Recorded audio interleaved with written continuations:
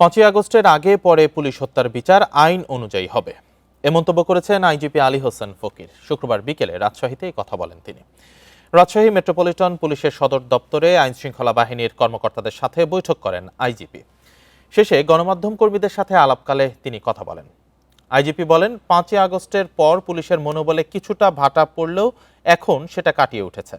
Police অনেক ভালো কাজ করছে। এখন গুটি কয়েক মানুষের ভুল সিদ্ধান্তের কারণে পুলিশের অনেক সদস্য মূল লক্ষ্য থেকে বিচ্যুত হয়েছিল।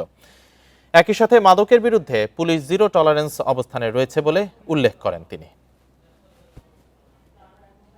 জুলাই বিপ্লবের পরে পুলিশের যে একটা মনোবল, সেটা শূন্যের কোঠায় ছিল। জনগণ থেকে আমাদের পুলিশ বিচ্ছিন্ন ছিল। এটা ছিল গুটি কয়েক লোকের ভুল সিদ্ধান্তের কারণে বা নেতৃত্বের কারণে।